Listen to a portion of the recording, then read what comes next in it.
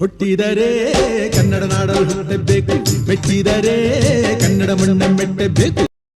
ನಮಸ್ಕಾರ, ಎಲ್ರಿಗೂ ಸ್ವಾಗತ. ಹೊಸ ದೆವ್ವದ ಕಥೆಯೊಂದಿಗೆ ಎಲ್ಲರೂ ಚೆನ್ನಾಗಿದ್ದೀರಾ ಅಂತ ಅಂದ್ಕೊಂಡಿದ್ದೀನಿ. ಈ ಒಂದು ಕಥೆ ಆ್ಯಕ್ಚುಲಿ ಆಗಿರೋದು ಬಂದ್ಬಿಟ್ಟು ಈ ಒಂದು ಶಿವಮೊಗ್ಗದಿಂದ ಮುಂದೆ ಹೋದರೆ ಅನಂತಪುರ ಅಂತ ಹೇಳಿ ಸಿಗುತ್ತೆ.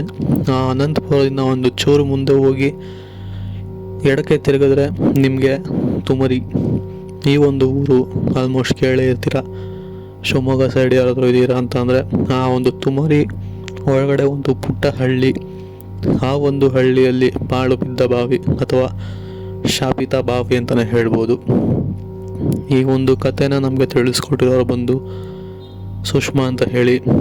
ಇದು ಇವರು ಆ ಊರಿನಲ್ಲೇ ವಾಸವಾಗಿದ್ದಾಗ ಆದಂತಹ ಒಂದು ಸತ್ಯ ಘಟನೆ. ಅವ್ರು ಹೇಳೋ ಪ್ರಕಾರ ಆ ಒಂದು ಚಿಕ್ಕ ಊರಿನಲ್ಲಿ ಇದ್ದಂಥದ್ದು ಕೇವಲ 4 ಕುಟುಂಬಗಳು ಮಾತ್ರ, ಅಂದರೆ 4 ಮನೆಗಳು ಅಷ್ಟೇ.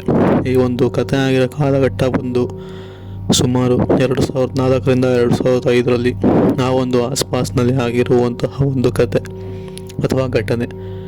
ಸೊ ಈ ಘಟನೆಯಲ್ಲಿ ಮೂಲವಾಗಿ ನೋಡೋದಾಯಿತು ಅಂತಂದರೆ ಲಲಿತಾ ಮತ್ತು ಅವರ ತಾಯಿ, ಇವರ ಮನೆ ಮುಂದೆಗಡೆ ಬಾವಿ ಇದ್ದಂಥದ್ದು. ಆ ಬಾವಿ ಶಾಪಿತವಾಗಿತ್ತು ಅಂತ ಹೇಳಿ ಆ ಊರಿನವ್ರಿಗೆ ಯಾರಿಗೂ ಕೂಡ ಗೊತ್ತಿರೋದೇ ಇಲ್ಲ. ಆದರೂ ಕೂಡ ಎಲ್ಲವೂ ಕೂಡ ಚೆನ್ನಾಗಿರುತ್ತೆ. ಸ್ವಲ್ಪ ಅವರು ಹುಟ್ಟಿದಾಗಿನೂ ಕೂಡ ತುಂಬಾ ಚೆನ್ನಾಗಿ ಇರುತ್ತೆ, ಏನೂ ಕೂಡ ತೊಂದರೆ ಅವ್ರಿಗೆ ಆಗ್ತಾನೆ ಇರೋದಿಲ್ಲ.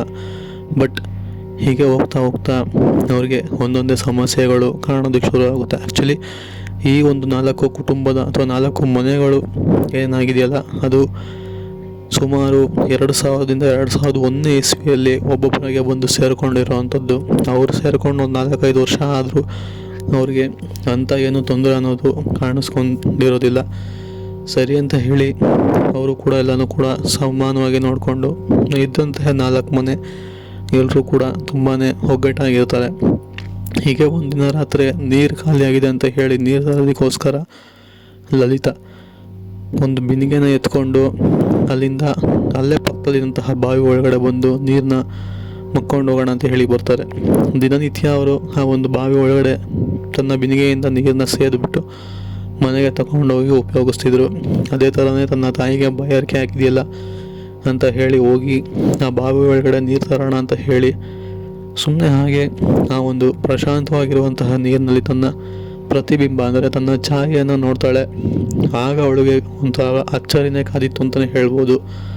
ಅವಳು ಎಷ್ಟು ಶಾಂತ ಪ್ರಭಾವದಿಂದ ಆ ಒಂದು ನೀರನ್ನ ನೋಡ್ತಿದ್ರು ಅಂತಂದರೆ, ಆದರೆ ಅವಳ ರಿಫ್ಲೆಕ್ಷನ್ ಕೋಪದಿಂದ ಕೂಡಿತ್ತು. ಅಂದರೆ ಟೋಟಲಾಗಿ ಹೇಳಬೇಕು ಅಂತಂದರೆ ಆ ಒಂದು ರಿಫ್ಲೆಕ್ಷನ್ ಅವಳದೇ ಅಲ್ಲ, ಅಥವಾ ಅವಳ ಪ್ರತಿಬಿಂಬ ಏನು ಕಾಣಿಸ್ತಿತ್ತಲ್ಲ ಅದು ಅವಳಲ್ವೇ ಅಲ್ಲ ಅಂತಲೇ ಹೇಳ್ಬೋದು.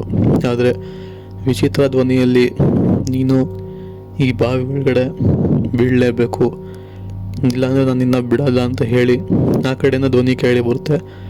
ಇದನ್ನು ಕೇಳಿಸ್ಕೊಂಡಂತಹ ಲಲಿತಾ ಅಲ್ಲಿಂದ ಬಿಂದಿಗೆನ ಅಲ್ಲೇ ಬಿಸಾಕಿ ಓಡೋಣ ಅಂತ ಪ್ರಯತ್ನ ಪಡ್ತಾಳೆ. ಆದರೆ ಬಾವಿ ಒಳಗಿಂದ ಆ ಒಂದು ಪ್ರತಿಬಿಂಬ ಏನಿದೆಯಲ್ಲ ಅದು ಲಲಿತಾ ಅನ್ನೋರನ್ನ ಬಾವಿ ಒಳಗಡೆ ಹೇಳ್ಕೊಳ್ಳುತ್ತೆ. ಇನ್ನು ತನ್ನ ತಾಯಿ ಅಂದರೆ ಲಲಿತಾ ಅವರ ತಾಯಿ ಸುಮಾರು ಹೊತ್ತಾದರೂ ಮಗಳು ಬರಲಿಲ್ವಲ್ಲ ಅಂತ ಹೇಳಿ ಆಚೆ ಕಡೆ ಒಂದು ನೋಡಿದಾಗ ಬಾವಿಯ ಬಳಿ ಬರೀ ಆ ಒಂದು ಬಿಂದಿಗೆ ಮಾತ್ರ ಇತ್ತು, ಆದರೆ ಲಲಿತಾ ಎಲ್ಲೂ ಕೂಡ ಕಾಣಿಸ್ತಿರೋದಿಲ್ಲ.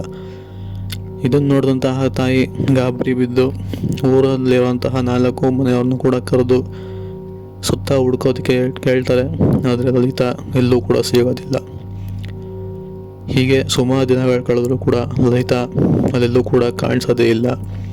ಅದೇ ಥರನೇ ಸುಮಾರು ದಿನಗಳ ನಂತರ ಇನ್ನೊಂದು ಮನೆಯಲ್ಲಿ, ಅಂದರೆ ಅದೇ ಊರಲ್ಲಿದ್ದಂತಹ 4 ಮನೆ, ಆ ಒಂದು ಇನ್ನೊಂದು ಮನೆಯಲ್ಲಿ ವಾಸವಾಗಿದ್ದಂತಹ ಮಂಜುನಾಥ್ ಹೀಗೆ ಒಂದಿನ ಅದೇ ಬಾವಿಯಲ್ಲಿ ನೀರು ತಗೊಂಡು ಹೋಗೋಣ ಅಂತ ಹೇಳಿ ಬರ್ತಾರೆ. ಆದರೆ ಲಲಿತಾ ಅವರ ಘಟನೆ ಆದಮೇಲೆ ಆ ಒಂದು ಬಾವಿ ಹತ್ರ ಎಲ್ಲರೂ ಕೂಡ ಹೋಗೋದೇ ಬಿಟ್ಬಿಟ್ಟಿರ್ತಾರೆ. ಬಟ್ ಆದರೂ ಮಂಜುನಾಥ್ ಅವರು ನೀರು ಬೇಕಾಗಿದ್ದ ಕಾರಣ ಬಂದು ಆ ಬಾವಿ ಒಳಗಡೆ ಮತ್ತೊಮ್ಮೆ ತನ್ನ ಪ್ರತಿಬಿಂಬನ ನೋಡಬೇಕಾದ್ರೆ ಮೊದಲಿಗೆ ಕಾಣಿಸಿದ್ದು ಅವರ ಪ್ರತಿಬಿಂಬ ಆದರೂ ಕೂಡ ಇದ್ದಕ್ಕಿದ್ದಂಗೆ ಸತ್ತಂತಹ ಲಲಿತಾ ಅವರ ಮುಖ ಕಾಣಿಸುತ್ತೆ. ಕಾಣಿಸಿದ ತಕ್ಷಣವೇ ಇವರು ಕೂಗಬೇಕು ಇನ್ನೇನು ಅನ್ನೋ ಅಷ್ಟರಲ್ಲಿ ಆ ಒಂದು ಪ್ರತಿಬಿಂಬನ ನೋಡ್ತಾ ನೋಡ್ತಾ ಅದೇ ನೀರೊಳಗಡೆ ಇದ್ದಕ್ಕಿದ್ದಂಗೆ ಕೆಳಗೆ ಬೀಳ್ತಾರೆ ಅಂತಲೇ ಹೇಳ್ಬೋದು. ಒಂಥರ ಯಾರೋ ಅವ್ರನ್ನ ಕೈ ಹಾಕಿ ಎಳ್ಕೊಂಡಂಗೆ ಅನಿಸಿರೋವಂಥದ್ದು. ಅದೇ ಥರ ಅವರು ಆ ಒಂದು ಬಾವಿಯಲ್ಲಿ ಕೆಳಗೆ ಬೀಳ್ತಾರೆ. ಸೊ ಬಿದ್ದಂತಹ ಶಬ್ದಕ್ಕೆ ಆ ಒಂದು ಲಲಿತಾ ಅವರ ತಾಯಿ ಏನಿದ್ರಲ್ಲ ಅವರು ಓಡ್ ಬಂದು ನೋಡ್ತಾರೆ. ಹಾಗೆ ಆ ಒಂದು ಊರಿನವ್ರನ್ನೆಲ್ಲರನ್ನು ಕಿರ್ಚಿ ಕರೀತಾರೆ. ಆದರೆ ಬಾವಿ ಒಳಗಡೆ ಮಂಜುನಾಥ್ ಬಿದ್ದಿದ್ದು ಸೌಂಡ್ ಕೇಳಿಸಿದ್ರು ಕೂಡ ದೇಹ ಏನಿದೆಯಲ್ಲ ಅದು ಮೇಲುಗಡೆ ತೇಲ್ತಿರೋದಿಲ್ಲ, ನೀರು ಪ್ರಶಾಂತವಾಗಿರುತ್ತೆ. ಆದರೆ ಬೆಳಗ್ಗೆ ಹೊತ್ತು ಅಲ್ಲಿ ಮಂಜುನಾಥ್ ಹಾಗೆ ಲಲಿತಾ ಇಬ್ಬರ ಧ್ವನಿಯೂ ಕೂಡ ನಗ್ತಿರೋ ಥರ ಕೇಳಿ ಬರುತ್ತೆ.